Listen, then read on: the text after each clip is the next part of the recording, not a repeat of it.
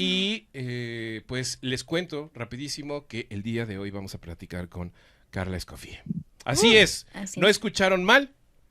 Siéntanse todos bendecidos, siéntanse todos entusiasmados porque el día de hoy platicamos con una de las luces intensas de este horizonte 2024, México, qué grande eres. Entonces, comentamos con esta entrevista en unos segundos, justamente después de decir ¡México! ¡México! ¡Qué grande eres! Así es, Carla Escoffier, sea bienvenida, muy bienvenida a Honores a la Bandera. Muchísimas gracias por estar con nosotros. No, a ustedes gracias por la invitación y por las inmerecidas palabras. No, Ay. bajo ninguna circunstancia, Carla. De hecho, creo que me quedé corto. Pero lo vamos a ir logrando. Vamos a ir logrando Poco a poco. explotar en miel y en celebración a tu existencia. Muchas gracias. ¿Qué tal está la temperatura allá en el norte de este país? Pues bien, o sea, últimamente ha habido como frío, calor, ¿En como serio? un poquito intermitente, pero pues ahí va, al menos ya cayeron algunas lluvias. Por lo menos. Ay, qué no, Ahí bueno. está.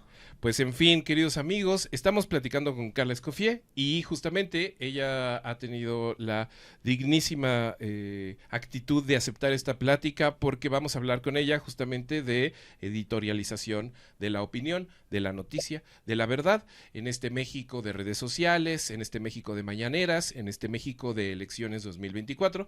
Entonces, Carla, otra vez, muchísimas gracias por acompañarnos esta mañana. Bueno, esta mañana, esta tarde, esta noche, en el momento en el que nos estén viendo. No, gracias a ustedes nuevamente. Pues vamos a lo mero bueno. Empecemos diciendo que Carla Escoffier es abogada y maestra en Derechos Humanos y Democratización. Ha realizado trabajo académico y acompañamiento de casos judiciales sobre derechos humanos. Su experiencia abarca temáticas sobre derechos de los pueblos indígenas, población LGBT+, medio ambiente, no discriminación, género y, de manera muy particular, problemáticas de vivienda y de ciudad. Es autora de los libros El derecho a la vivienda en México, derechos homónimos y País sin techo. Actualmente es directora del Centro de Derechos Humanos de la Facultad Libre de Derecho de Monterrey. Ahí está. Por supuesto que no eran inmerecidas las palabras, Carla. Bueno, Y tendríamos que abrir con una pregunta, pues para abrir boca, ¿verdad? Carla, tu contenido en redes sociales va dirigida, como tú bien dices, a explicar las cosas legales sin el lenguaje abogadil. En este contexto electoral, ¿tú entiendes tu trabajo en redes como un ejercicio pedagógico, un servicio público, activismo o una parte más de tu trabajo en el derecho? ¿En dónde te paras? ¿Te paras como abogada o como ciudadana? Pues es buena pregunta, no es algo que como que había pensado muy a fondo, pero realmente creo que principalmente lo hago por gusto. O sea, yo como que siempre me llamó mucho el interés, el tema de medios de comunicación. De hecho, una de mis carreras frustradas en algún momento fue comunicación, pero pues cuando fui descubriendo las redes sociales como que pues vi que eso también hacía un poquito accesible el que puedas tú generar contenido.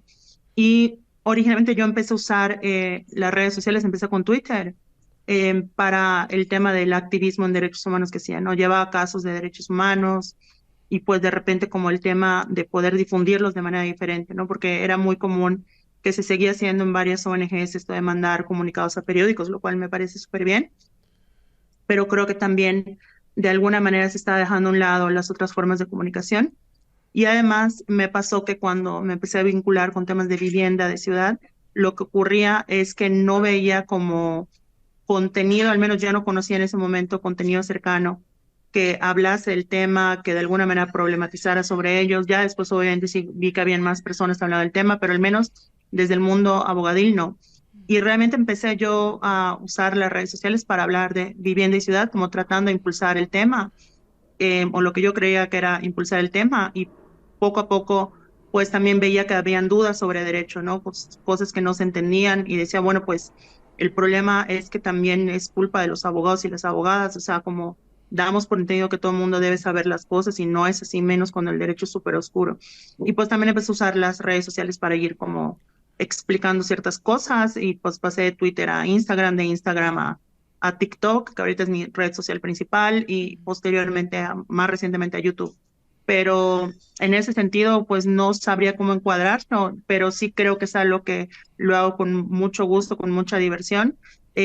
También tiene que ver con que me gusta mucho dar clases, me gusta mucho la labor docente, incluso en algunas clases he utilizado TikTok como herramienta pedagógica con mis alumnos y alumnas. Entonces, pues yo creía que un poquito de todo, pero tampoco ha sido algo como muy como sistematizado o estructurado desde un inicio. Ya. O sea, podrías decir, Carla, que, por ejemplo, el punto en donde, o más bien la intersección en donde se tocan leyes, comunicación, pedagogía, justamente en ese punto intermedio estás tú. Y ciudadanía, pues. Pues podría ser, o sea, yo también lo que veo es que el difundir contenido, tanto de temas de vivienda y ciudad como de derecho, pues es también generar redes, ¿no? Porque ves que hay gente que también se preocupa por esos temas. A mí me ha ayudado a comprender mejor también el derecho, porque cuando ves que hay algo que no se sabe, que no es muy difundido o que cuesta trabajo entender, también te ayuda a comprender realmente desde dónde está el derecho y sus posibilidades, ¿no? Pero no sé dónde me ubicaría.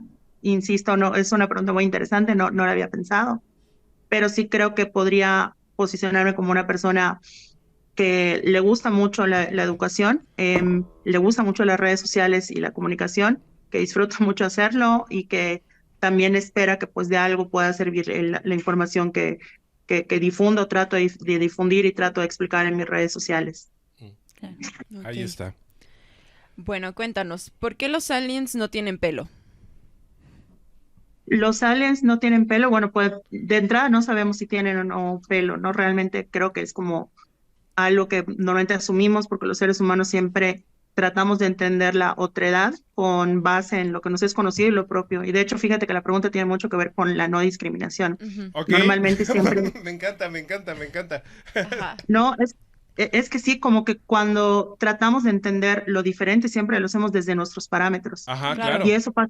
Y eso pasa con muchos temas, por ejemplo, con la política de vivienda, ¿no? O sea, tú preguntas por qué los aliens no tienen pelo, pero mucha gente que en muchos momentos ha tenido capacidad de decisión en la política de vivienda dice, pero ¿por qué las viviendas que se construyen o que se facilitan no tienen esto o no son de esta forma? Ujú. O no, y cuando realmente las formas de habitar de las personas y por lo tanto las necesidades son súper diferentes, ¿no? Porque eso depende de las dinámicas familiares, depende de la identidad del clima, de la geografía, de 20.000 cosas, ¿no? Claro. Entonces, ¿por qué los aliens no tienen pelo? Es justamente una pregunta que habla mucho de los seres humanos, ¿no? Además de que viendo cuáles son las posibilidades en el universo de que exista vida en otros planetas, pues también va a estar determinada por cuestiones como la gravedad, el oxígeno, la composición. Al final del día, no podemos entender el pelo sin los millones de años de desarrollo de nuestro universo, de la Tierra, del ser humano como tal. Pero también a veces habría que preguntarnos por qué tenemos pelo los seres humanos, ¿no? Oh O sea, my God. ¿por qué creemos que es necesario o es estándar el tener pelo? Porque, Claro. insisto, también creo que antes de preguntarnos por qué la otra parte, las otras personas no tienen o no viven de una manera, habría que preguntarnos por qué yo sí hago esto, por qué yo sí tengo esto y por qué yo normalizo esto. Claro. Cierto, sí. Danos un segundo para recobrar el aliento, porque, Fue una gran respuesta. porque no habíamos pensado nada al respecto. Pero sí es verdad. Estamos en un momento como de mind blown Sí. total. Pero sí es verdad. Ahora tengo muchísimas más preguntas, Carla. ¿Te puedes quedar unas 6 horas más? Claro, con gusto. Gracias. Y digo, hablando de puntos de partida, en este país parece que lo que sobra es la impunidad, ¿no? En ese sentido, ¿tú cómo eliges qué contenido explicas en redes? ¿Priorizas temas con la agenda, temas que de los que crees que la gente no está hablando, que no está recibiendo suficiente atención? ¿Lo vinculas con tu propio trabajo como abogada? ¿Qué sí entra y qué no en tus redes? ¿Y cómo llevas a cabo ese ejercicio editorial? Pues fíjate que esa es una muy buena pregunta porque hay todo un tema de un equilibrio que es muy difícil de tener. No estoy segura que yo lo logro, pero que sí me parece un reto para cualquier persona que comunica, ¿no? Que comunica sea en medios de comunicación, en el periodismo, creando contenido, haciendo un podcast, que es un poquito como esta lógica de, a ver, por un lado, también la comunicación tiene que atender un poquito a la discusión pública, porque si algo se está discutiendo es que a la sociedad le está importando, o al menos a un sector de la sociedad le está importando, le está preocupando un tema. Entonces, como que también la idea de no, yo solo quiero hablar de lo que a mí me interesa y de alguna manera que eso implica que no me está interesando la discusión pública, pues me parece que no es un camino acertado. Pero por otro lado, también se cae en el problema o en la tentación de únicamente comunicar a partir del trending, que es, o sea, que esa es una dinámica muy de redes sociales. Claro. A mí me ha pasado que, por ejemplo, hay ciertos temas que estoy segurísima que si hago un video, que si hago contenido, pues es el momento en el que está moviéndose ese tema y que sé que va a tener varias visualizaciones, pero también hay que autocontenerse y decir, a ver, realmente yo tengo lo que decir de este tema. O sea, realmente me siento tranquila, me siento capacitada, siento que realmente el hacer un video mío hablando del tema es algo que valdría la pena ver, que no sea diferente a lo que ya se ha dicho, se está diciendo que otras personas podrían hacer igual o mejor. O sea, creo que también hay un ejercicio allá, porque luego si te vas únicamente por el trending, por lo que se está moviendo, pues hay ciertos problemas, ¿no? Y también en ese sentido, cómo hacer ese equilibrio que creo que tiene que ver con conocer digamos, de entrada, el conocer cuáles son tus límites de conocimiento, qué es lo que sabes, qué es lo que puedes decir, qué es lo que no puedes decir, y incluso entender por qué la gente te sigue, o sea, por qué la gente ve un valor en el contenido que haces, y con base en eso decir, bueno, pues si veo un valor en esto, ¿por qué voy a tratar de venderme como que puedo dar este valor que yo no tengo, ¿no? Me pasa, por ejemplo, cuando hubo esta discusión sobre las reformas en materia electoral, ¿no? Yo personalmente, pues de derecho electoral, mi área, digamos, de derecho, si tuviese que catalogarme, es derecho constitucional, ¿no? También me enfoco pues a urbanismo y todos esos temas, pero digamos que mi área es derecho constitucional, entonces sí, sé las bases constitucionales del sistema electoral, del INE, todo eso, pero ya esa reforma me parece, uno, que era algo que requería a alguien que sepa realmente de derecho electoral, no las bases generales de derecho constitucional, cosa que no soy yo, o sea, yo no soy experta en derecho electoral. Yo tampoco me había puesto a leer la iniciativa, que era bastante larga. Me ponía a pensar, a ver, me voy a sentar a leerla solo para hacer contenido, cuando ni siquiera voy a estar segura de si lo que voy a estar leyendo e interpretando atiende a los debates que la gente que sí trabaja temas electorales está teniendo. Entonces yo me abstenía. Y mucha gente me comentaba, oye, ¿puedes explicar lo de la iniciativa en materia electoral? ¿Puedes explicar, pero un chorro? Creo que ha sido de los temas que más me han pedido. Pero el decir, no, o sea, es que no soy la indicada. Miren, hasta a alguna persona le contesté, te recomiendo que sigas estas cuentas, que creo que van a sacar contenido de eso y creo que pueden ser más útiles. Entonces, de alguna manera, el seleccionarlo es también entender tu lugar. Y también ese ejercicio de autocrítica y autocontención. Y creo que al final eso también termina, pues, generando esa confianza en la gente, que la gente sabe que si vas a hablar de algo, pues no lo estás haciendo nada más por el like. Todas las personas que creamos contenido, obviamente buscamos que nuestro contenido tenga cierto alcance, o sea, creo que no está mal pensar o alegrarse que veas que tienes más followers, que cierta publicación tiene muchos likes, o sea, eso es normal, para eso hacemos contenido, pero no es la única razón, no es la única finalidad y tampoco se trata de tener likes por tener likes. Entonces, creo que ese equilibrio es importante, ¿no? Y cuando hago contenido de casos en específico, normalmente son casos que yo acompaño judicialmente o casos que conozco a las personas involucradas y que me pueden dar información que pueda contrastar, que pueda realmente como ver que hay ciertas bases como para que yo pueda salir en un video a hablar de un caso y decir esto pasó, esto, lo otro, que puedan también como contrastar, bueno, me estás diciendo esto, voy a revisar si es así. Porque luego hay mucha gente que me dice, ¿puedes hablar de este caso? Pues no, es que no tengo la información. Cuando hago videos de casos, yo les llamo videos de denuncia, ¿no? De pasó esto en este lugar y eso.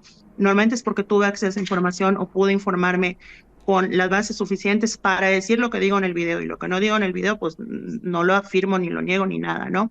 Y eso, y también cuidando mis palabras. Si se dan cuenta, yo rara vez, digo, trato en la medida de lo posible no hacer afirmaciones categóricas, ¿no? Normalmente siempre utilizo eso, normalmente, casi siempre, algunos, la mayoría, nunca digo todos, siempre, o sea, evito mucho ese tipo de afirmaciones categóricas. Muy bien. Oye, Carla, ¿y extrañas la trivialidad de las redes sociales? Es decir, ¿sientes que ahorita podrías regresar pasadas las elecciones o mañana decir, ¿saben qué? Ya solo voy a hablar de gatitos y de lo que desayuno. ¿Extrañas ese lugar de redes sociales? ¿O crees que pudieras balancear tu manejo de vida de redes sociales o de información, etcétera, en TikTok, Instagram y demás, en un lugar en donde tuvieras ya más posibilidades, o si tú quisieras imponer más posibilidades a tus propias redes sociales? Es decir, si quisieras editorializar ya hacia otra dirección, ¿sientes que incluso tus mismos lectores te lo reclamarían? Pues depende cuál cada red social, ¿no? Hay unas que se prestan más a eso. Evidentemente, conforme vas creciendo de seguidores y sobre todo vas enfocando tus redes a crear contenido, o sea, ya no tanto como una red de contacto con gente conocida o algo por el estilo, pues evidentemente lo que haces es que te vas conteniendo en cosas de tu vida personal, de tu vida privada. También vas teniendo cuidado con las cosas que dices, ¿no? Ujú. Porque, o sea, yo sí creo que cada vez que tienes un follow más, o sea, no importa si tienes 10 seguidores, 100,000, 10,000, 100, 1 millón, da igual. Cada vez que alguien te da follow es una responsabilidad más. Entonces, por ejemplo, no lo mismo que pues tú no te dediques a crear contenido y hagas una afirmación como de catarsis, etcétera, a que la hagas sabiendo que puede a lo mejor desinformar o que se puede, o Ya. todas las reacciones que puedan haber, ¿no? Y no es porque lo que digas sea importante, sino porque así funcionan las redes. Y en ese sentido sí extraño un poco, de repente, por ejemplo, bueno, en Twitter yo sí tengo una cuenta alterna, que obviamente no lo voy a dar a conocer, Sí, no, tranquila. donde soy nada más, o sea, donde soy nada más que comenta, dice tonterías, ¿no? Como cosas por el estilo, ¿no? O sea, y nadie se da cuenta que soy yo, salvo amistades cercanas. Pero en las otras no, y sí hay veces que sí extraño, de que "Ay, me gustaría subir esto", pero digo, no, esto es como muy de la vida privada o algo por el estilo, o incluso también puedes sacar de onda a la gente que, oye, pues te sigo mucho, o sea, de repente sí subo cosas, ¿no? De que estoy en un lado o que estoy en otro, pero realmente como que pues evito mucho eso, ¿no? Tratar de tener ese balance. Listo. Ok. ¿Suadero, cochinita o cabrito? Dame un segundito. Sí. Perdón, disculpa, no escuché No la te pregunta. Sí, no, no te preocupes. ¿Suadero, cochinita o cabrito? Suadero, cochinita o cabrito, Sí. yo creo que diría suadero, pero actualmente estoy dejando el consumo de carne. Realmente Ah, estoy, no lo he logrado del todo, luego si me ven en un día comiendo una torta de algo, lo que sea, no me vayan a afonar ni nada. Estoy en ese proceso. Sí he dejado el cerdo, por ejemplo. Ujú. Actualmente si consumo carne animal, normalmente es pescado y pollo, ¿no? Como en esta etapa estoy de reducir el consumo de carne. De repente termino comiendo carne, me ha pasado que, por ejemplo, me invitan a un lugar y no lo sé cómo se llama. Resulta que me pasó una vez, ¿no? Que acompañé, fui a una comunidad que es donde llevo uno de los casos Ujú. y una de las señoras me quería recibir en su casa. Entonces llegué a su casa y me sienta un plato con carne, ¿no? Y yo ya dije, bueno, pues lo voy a comer, o sea, como que no quería, Ujú. por educación, por pena, porque ya se había esforzado y todo eso, dije, bueno, pues, o sea, tampoco se va a caer el mundo por una vez más que lo coma por esta ocasión, ¿no? Entonces, puedo hacer esas excepciones, pero realmente sí estoy dejando el consumo. Lo que sí ya dejé Ya. por completo son embutidos, o sea, tipo salchichas, cosas por el estilo, y también, ¿cómo se llama? En cerdo. Ujú. Las otras carnes prácticamente ya no las como. Y ahorita estoy, pues eso, ¿no? Principalmente pescado, pollo. Lo que sí les puedo decir es que también creo que mucha de la carne, Ajá. realmente, a ver, por supuesto que cada carne tiene su sabor, pero siento que realmente también muchas veces es la forma de preparación Ujú. de las Sí. carnes, ¿no? O sea, por ejemplo, le pasa con la cochinita pibil. Realmente pibil es la forma de preparación del platillo, ¿no? Porque se puede hacer pescado pibil, se puede hacer pollo pibil, se puede ujú. hacer otro tipo de alimentos. Ya. Sí. Oye, Carla, y bueno, Espera. hasta, hasta donde entiendo, tú naciste en Mérida, ¿cierto? Sí, yo nací y crecí en Mérida y actualmente pues vivo en Monterrey. Entonces, estás ahí en ese lugar en donde estás en pues la cocina del norte, pero vienes de una de las cocinas más ricas y más intensas y más barrocas del país. ¿En dónde ubicas tú tu paladar allá al sureste mexicano o más bien más cercano al centro o más cercano al norte? No, yo creo que, o sea, a ver, todo tiene cosas buenísimas, ¿no? Incluso, por ejemplo, creo que hay mucha comida del noroeste que tiene como cosas muy, muy ricas, ¿no? Que no son a veces tan conocidas. Por ejemplo, los tamales, he probado tamales, justo volviendo a las excepciones, hay veces que para probar cosas nuevas, digo, "Ay, bueno, voy a probar nada más como para conocer", y eso me pasó con los tamales de allá del norte de Nuevo León, y que son muy ricos. Pero yo me voy más, creo que obviamente por los sabores de Yucatán. En general, creo que las comidas más ricas para mí son la gastronomía yucateca, la gastronomía hindú, tailandesa y me falta una, y la japonesa, ¿no? Como en Ya. esos cuatro me ubico. Pero volvemos a lo mismo, ¿no? O sea, es el tema de cómo se hace la preparación y qué implica cada una de las gastronomías. Por ejemplo, la gastronomía yucateca, de hecho, la cochinita pibil es un buen ejemplo de esto.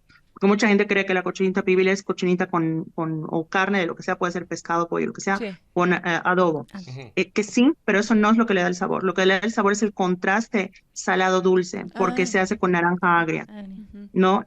Y cuando no tienes naranja agria, lo puedes hacer mezclando, bueno, o sea, acercarte a mezclar naranja con limón. Y ese tipo de sabores, ese contraste es muy de la cocina yucateca y eso lo encuentras en distintos platillos. Entonces, como sí creo que esos sabores también, el tema de crecer con comida yucateca, creo que sí te plantea ese tipo de sabores. Por ejemplo, hay una comida yucateca que se come mucho en Navidad, que es el sandwichón, Ujú. que hay distintos tipos de sandwichones en varios lugares, pero el de Yucatán tiene, por ejemplo, jamón con mermelada, con queso, con Ah, crema, muchos sabores. De hecho, no sé si vieron Friends, hay un capítulo en la serie sí. en la que Rachel arranca una hoja de una receta y se confunde Sí. y Ajá. mezcla como dos platillos y queda una cosa rara, ¿no? Ajá. Sí, Lo dulce y curioso, salado. lo curioso es que ese capítulo en Yucatán no sonaba raro porque estaba describiendo el sandwichón. O sea, todo lo que dice, no, es que tiene mermelada, tiene carne, tiene no sé qué, ese es el sandwichón, Y todos pero en ese es el Ah. paladar. Y todos en Sí, Yucatán así como, entonces, eso suena Mm. delicioso. sí, no, es que no sonaba raro, estaba describiendo un sandwichón. Entonces, ese tipo de sabores, pues claro que te Ajá. forman. Entonces, sí me voy mucho por ahí, creo que también por eso me gusta mucho la hindú, que también mezcla como Ujú. Claro, sí. algunos sabores por ahí. Ya. Sí. Metiéndonos ya a el tenebroso terreno electoral, Carla. Este proceso en particular se ha caracterizado por una continua violación a las leyes electorales. Y uno de los principales señalados, pues, es el presidente, que además tiene una de las audiencias y de las plataformas más importantes del país, ¿no? En ese contexto, ¿tú cómo explicas las leyes, el funcionamiento de las leyes ante una ciudadanía que ha construido su formación política en redes sociales y con base en simpatías y afectos, ¿no? O sea, ¿cómo enfrentas tú explicar las leyes y cómo compites con la mañanera? Claro, pues a ver, mira, en términos generales también aclaro eso, ¿no? Lo que había dicho, no soy experta en derecho electoral, pero algo que sí me llamara mucho la atención es, o sea, algo que sí sé que se ha discutido mucho y que sí me parece como bastante notorio, incluso a un nivel constitucional, o sea, de lo que sí puedo hablar, es esta paradoja del derecho electoral, que obviamente por el contexto que ha vivido México pues de fraudes electorales, de una dictadura partidista que tuvimos, la incipiente democracia, bla, bla, bla, pues se han buscado tener muchos controles, muchos parámetros para garantizar que las elecciones sean limpias. Le hemos puesto mucho esfuerzo en eso. Por ejemplo, una de las cabezas, digamos, del Poder Judicial es la Suprema Corte y por otro lado el Tribunal Electoral, que eso no todos los países tienen un tribunal electoral. Ajá. El hecho de que tengamos un organismo autónomo como el INE, pues también es algo muy mexicano. No estoy diciendo que en otros países no hay cosas similares, pero sí habla de esa historia en la cual la actividad político-social de la sociedad civil se ha centrado mucho en fortalecer las elecciones, con todo lo positivo y negativo que eso trae. Pero algo paradójico es que eso ha llevado quizá también a reglas que no sé hasta qué punto puedan ser cumplidas e incluso si deberían ser cumplidas. Y con esto no estoy fomentando o normalizando que las autoridades se salten por el arco del triunfo las leyes. Ujú. Creo que las autoridades pues muestran su hipocresía cuando no cumplen con las mismas leyes que supuestamente están defendiendo, pero lo que sí creo que es un debate interesante es qué tanto podemos sobrecontrolar la discusión política. Y no hablo del presidente, sino hablo de, por ejemplo, el INE tiene facultades incluso para intervenir en ciertos casos en declaraciones de particulares, por ejemplo. O, por ejemplo, la famosa veda electoral, ese famoso silencio electoral, ¿no? De que Sí. días antes de las elecciones, un día antes, no se puede hablar absolutamente nada en medios de comunicación, hacer ningún llamado al voto. ¿Y qué tanto realmente se puede hacer eso en una sociedad que está a punto de emitir un voto? ¿No? Incluso el tema de los creadores de contenido, todo esto que pasó con lo del Partido Verde, que sí, los influencers que pues claramente hacían promoción, pero la pregunta es, en esos casos me parece que era obvio por el patrón, por lo conocido, porque tampoco era como muy, era bastante evidente que pues estos pronunciamientos que en varios años, varias elecciones se han hecho de ciertos influencers, pues evidentemente era contenido pagado. Pero, ¿qué pasaría si, por ejemplo, un día antes de las elecciones, ustedes, yo, cualquier otra persona que cree contenido en redes, legítimamente, de manera sincera, haga algún pronunciamiento, ¿no? O sea, las líneas se van diluyendo más porque cómo saber si está pagado o no. Y en otros países no existe eso, el silencio electoral, por ejemplo, ¿no? Claro, o sea, cada país es un contexto diferente, pero lo que quiero decir es, creo que sí es interesante también discutir qué entendemos porque un proceso, digamos, político, como es un proceso electoral, se lleve de manera, digamos, ordenada, ¿no? Sobre todo cuando tiene que haber un contraste de ideas. Entonces, creo que sí eso es problemático y llama la atención cómo en todas las elecciones se viola la ley electoral porque pues es sumamente amplia y abarca todo. Yo siempre pongo el ejemplo de que a nivel constitucional está planteado los horarios en los que se puede difundir en épocas electorales la publicidad oficial en radio y televisión y habla que es de 6 de la mañana a 12 de la noche. O sea, me parece absurdo que todo tenga que estar como hipercontrolado cuando no lo sé, no, pero insisto, no soy experta en electoral, pero sí me parece que ahí hay una discusión de qué es lo que debería realmente preocuparnos, ¿no? Realmente que hay una fiscalización, una especie de escrutinio público sobre ciertas afirmaciones o controles frente a otros. Pero por supuesto, el hecho de utilizar un espacio público como autoridad para difundir a favor o en contra, pues por supuesto que es lamentable, pero al mismo tiempo, digamos que es obvio cuando son casos extremos, que abiertamente se hace ese llamado a votar o ese favoritismo hacia un candidato u otro. Pero por otro lado, los presidentes, por ejemplo, son miembros de un partido, Claro. o sea, son actores políticos, de hecho no tienen principio de neutralidad, no es como los jueces. O sea, no parte de un hecho de que tenga que presentarse como un ser apolítico. Por supuesto que sus decisiones no pueden ser con un carácter partidista, ¿no? Pero al final del día es alguien que tiene el poder y que está llevando un proyecto político de un partido. Entonces también como que esas cosas creo que también nos invitan a cuestionar la democracia en sí misma. Ok. Oye, Carla, y bajo este cuestionamiento de la democracia, ¿cómo entiendes la mañanera? ¿Lo entiendes como un ejercicio de comunicación nutrimentoso desde el Ejecutivo? ¿Lo entiendes como lo piensan también en Palacio Nacional, como un ejercicio de tener abierta la posibilidad de responder a los así llamados medios de la oposición? ¿Lo entiendes como un ejercicio bonito de comunicación incluso? Como algo novedoso. ¿Cómo lo entiendes tú? Porque incluso pensándolo en dinámica tiktokera, pues Andrés Manuel López Obrador anunció con bombo y platillo su llegada a TikTok, ¿no? Por ejemplo, ¿no? Entonces, desde todo esto que eres tú, tus estudios, tu persona, tus especialidades, pero también tu ciudadanía y demás, ¿cómo entiendes tú la mañanera? ¿Cómo la vives? Pues, a ver, yo la verdad es que casi no, hace mucho que no veo una mañanera, de repente veo fragmentos cuando hay un tema que me interesa y no veo toda la mañanera, veo como, sí busco el video, pero veo cuando empieza a abordar el tema que me interesa y cuando termina y se pasa a otra cosa. Eh, ¿Cómo entenderla? Es que depende mucho. O sea, por un lado, o sea, no me parece que es ni un ejercicio de transparencia per se, o sea, por sí mismo. Tampoco me parece que es esta obstaculización de medios o algún tipo de homogenización o de control o monopolio de la comunicación. O sea, a ver, yo creo que en ciertos casos, en ciertos temas, la mañanera funciona como una rueda de prensa verdaderamente. Ya. O sea, hay un tema de coyuntura y que de hecho incluso lo que genera es que la gente dice el día siguiente, o sea, incluso en redes sociales, no pasa algo y es a ver qué va a decir mañana en la mañanera. O sea, en muchos casos creo que funciona como rueda de prensa cuando hay temas ineludibles, cuando se explican cosas. En otros casos me parece que pues hasta hay cosas de relleno, evidentemente, que, o sea, todas estas acusaciones de que aparece un programa de televisión, lo puedo entender porque hay cosas que sí de relleno, que si pone música el presidente, que si pone otras cosas, ¿no? Me parece preocupante también el cómo se maneja el tema de esto del quién es quién y el desmentir. Yo no veo mal que el presidente responda. De hecho, vería creo que mal que el presidente no responda y que no atienda acusaciones que se hacen o críticas, sean fundadas, infundadas o lo que fuera.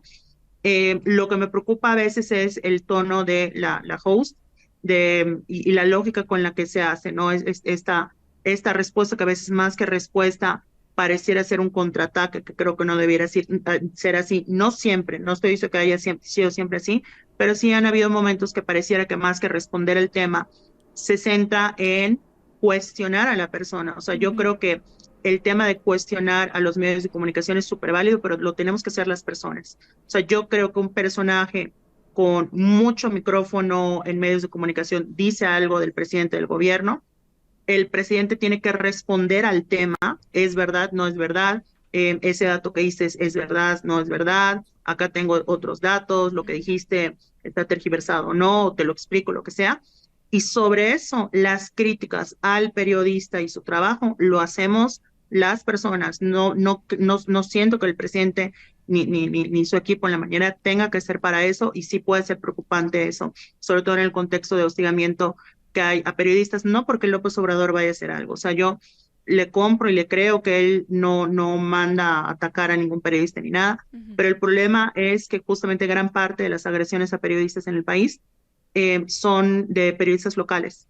Entonces, si el presidente con esa facilidad y su equipo responden con ese tono digamos, como más de cuestionar a la persona y no al tema, de alguna manera, pues es como alentar o normalizar que personajes locales hagan eso con periodistas locales y que les pongan en situación de mayor riesgo. Pero yo creo que ni fu ni fa, o sea, yo creo que depende, hay de mañaneras a mañaneras, o sea, insisto, hay mañaneras que yo me acuerdo que de las que llegué a ver completas, que pues son rueda de prensa, o sea, varios temas y todo, pero es explicar una cosa, la otra, y creo que eso es positivo.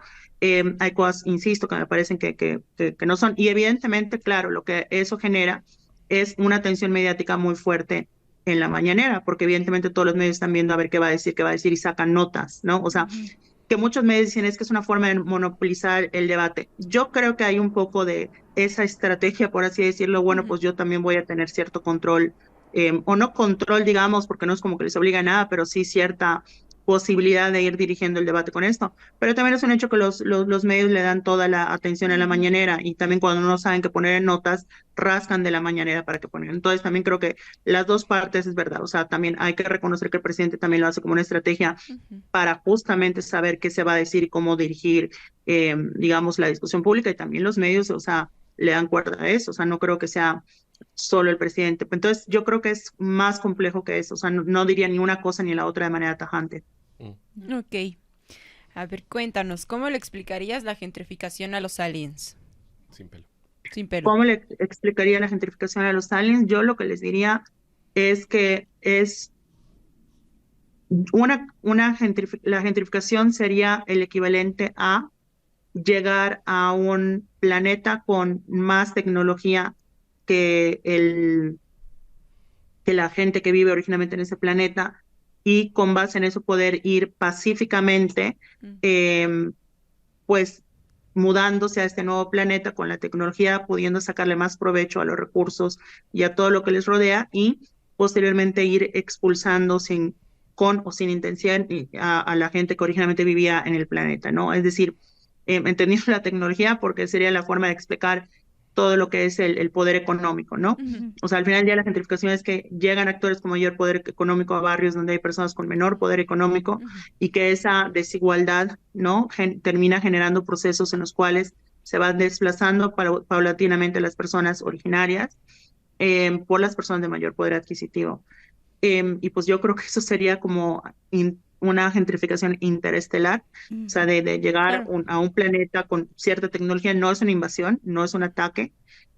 Pareciera, porque incluso en los procesos de gentrificación pasa, que pareciera que es hasta como llegar a integrarse, a formar parte de la comunidad, pero empezar a generar o participar, sabiéndolo o no, con o sin intención, en esos procesos. Ok. Y hablando de los aliens sin pelo y los aliens con pelo, o sea, para entenderlo en esta dinámica de la gentrificación intergaláctica, o sea, si los aliens sin pelo se mudaran al planeta de los aliens con pelo, ahí podríamos, o sea, como entender justo el fenómeno de la gentrificación, si no fuera una invasión bélica, digamos, podríamos entender el fenómeno de la gentrificación desde este otro ejercicio que hacías muy bonito de la otredad, de los aliens con pelo y los aliens sin pelo, ¿no? O sea, si los aliens que nosotros entendemos sin pelo se vinieran a integrar aquí a la colonia Narvarte o a la Ciudad de México y con su tecnología fueran más o menos invitándonos a, pues, Ujú. pues llegar a la Ciudad de México y dijeran, pues nosotros sí tenemos la solución para el agua, nosotros sí tenemos la solución para el metro, pues los invitamos a que nos vayan cediendo estos espacios para que nosotros les vayamos resolviendo el asunto. Incluso la lejanía entre los con pelo y los sin pelo se volvería poco a poco hasta violenta, ¿no? Sí, pero entonces, ¿sabes qué? Creo que reformularía mi respuesta. O sea, la gentrificación sería en el planeta de los aliens con pelo.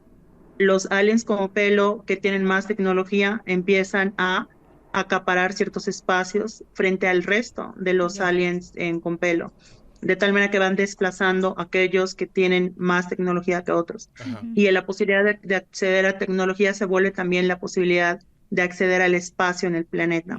Y viendo este desarrollo de la tecnología, los aliens con pelo eh, empiezan a ver que hay aliens sin pelo que están buscando nuevos planetas y empiezan a buscar que lleguen los aliens sin pelo. Van llegando estos aliens sin pelo que traen más tecnología, pero al llegar con más tecnología terminan cediéndole tecnología a los aliens con pelo que ya tenían un poder, digamos, por Mayor. el uso de la tecnología, y eso acrecenta o incrementa la capacidad de ir desplazando paulatinamente a los aliens sin pelo que no tenían tecnología. Lo digo porque también a lo mejor la analogía como que hacía creer o alguien lo pudiera entender que estamos hablando de países, pero sí hay que aclarar, la gentrificación no es en sí que llegue gente de otros países. No, no, No. no. La gentrificación es un proceso que se da por desigualdad, Sí. que puede ser por nacionales y por extranjeros. Justamente lo que está pasando en Ciudad de México, por ejemplo, realmente son procesos que iniciaron con nacionales a nacionales Sí. y que posteriormente pues ya llegaron pues cada vez más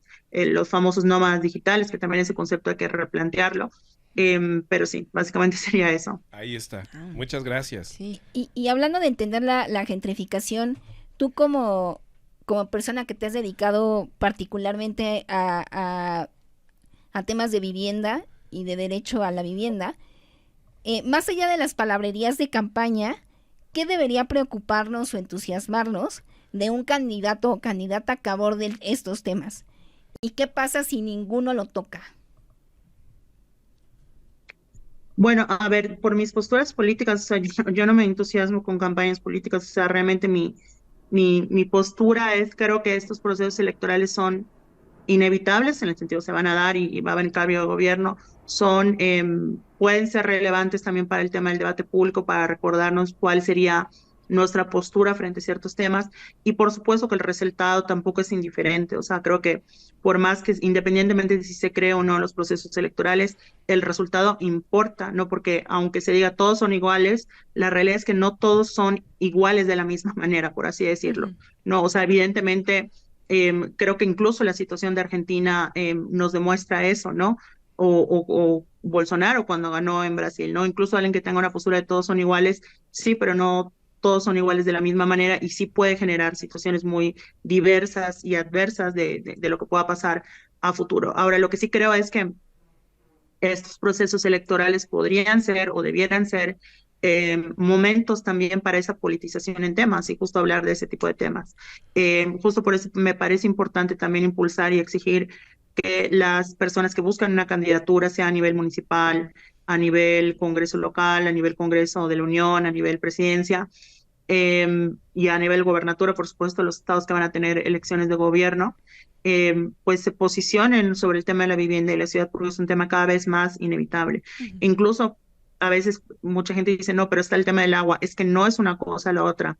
Hablar de vivienda y ciudad es hablar del tema del agua, ¿no? O sea, porque al final del día, cuando vemos quiénes son las personas más vulnerables en el acceso al agua durante estas crisis hídricas, pues también tienen que ver con el acceso a la vivienda, ¿no? Y el grado de rezago habitacional que puede tener una persona o no, si está en un asentamiento precario o no. Y que también eso nos habla de cómo se construye ciudad, de cómo se planifica la ciudad, cómo entendemos la ciudad. Entonces a mí sí me parecen súper relevantes, porque también en estos procesos creo que hay que recordar que también podemos exigir que estos debates que se dan no sean sobre lo que se les antoja a las candidaturas, sino de lo que nos preocupa, ¿no? Entonces creo que eso es muy importante. Claro. Ahí está, Carla.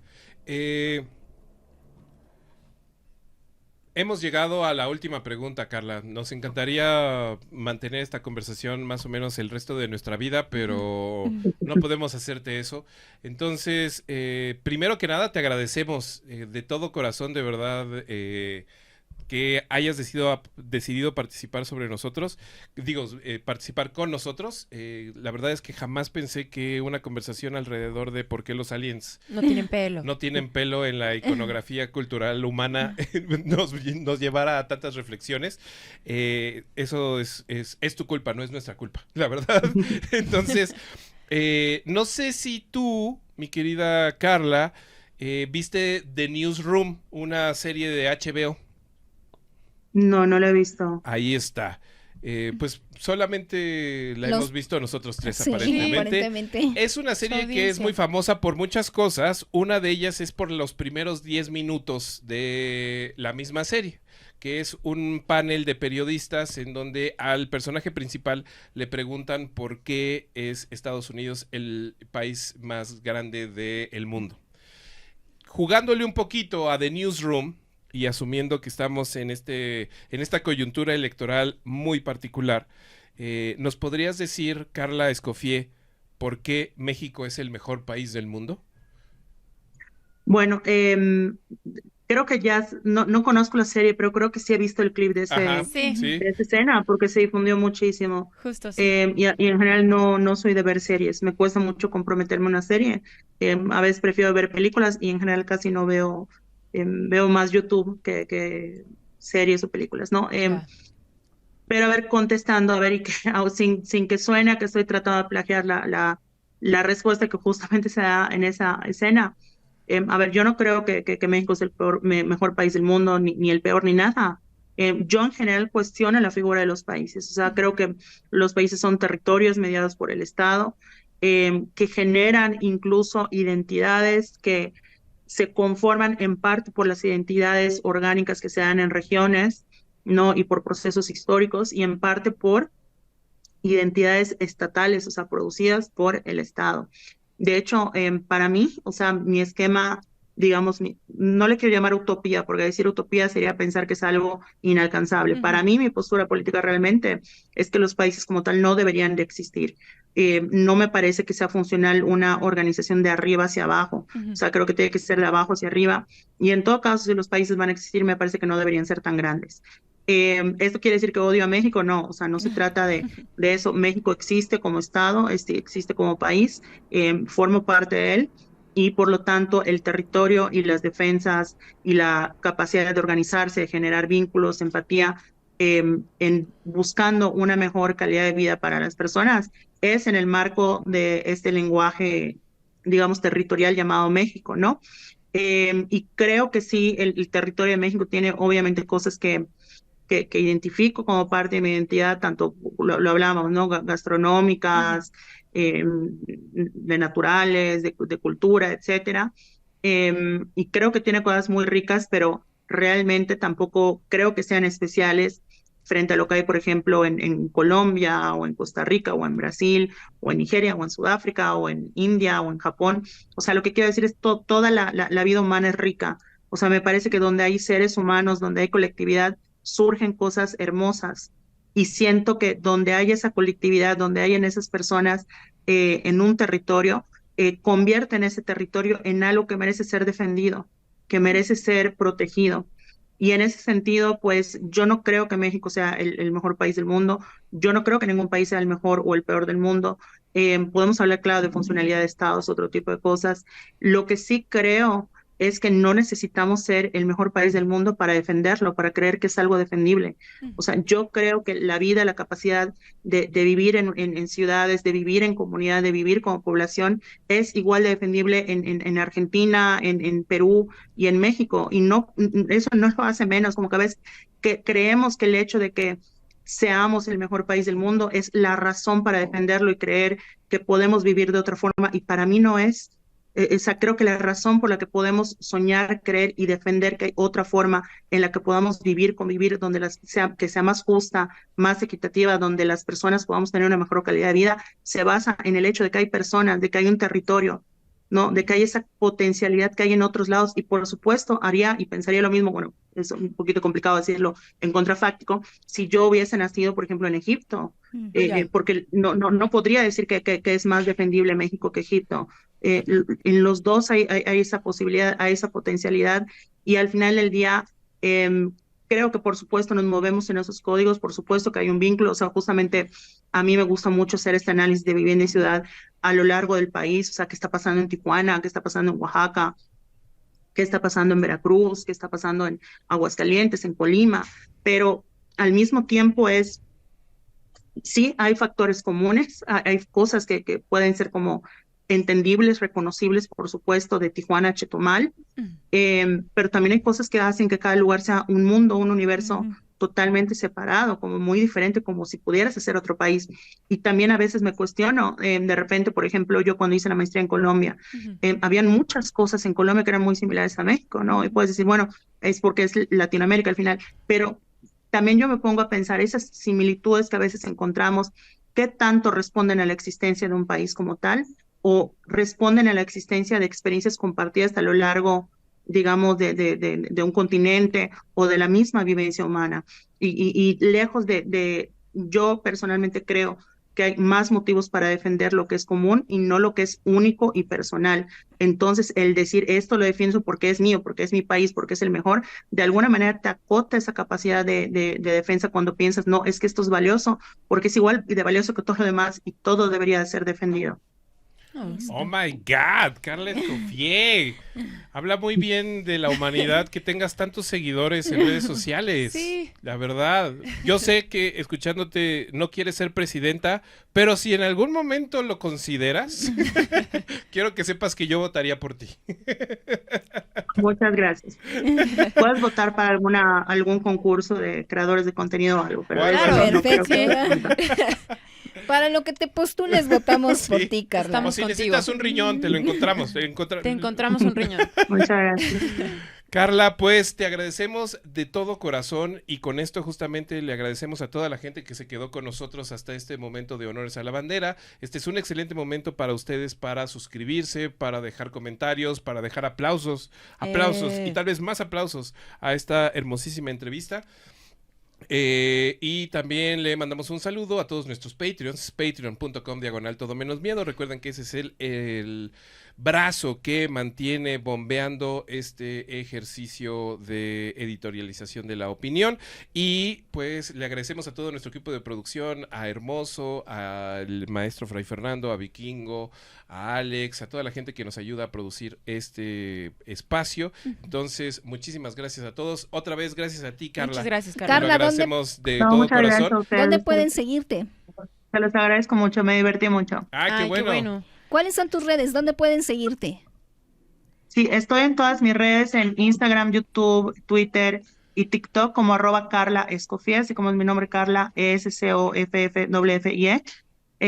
Y pues eso, entonces en todas esas redes me pueden encontrar. Te lo agradecemos de todo corazón, mi querida Carla, y le Muchas agradecemos gracias.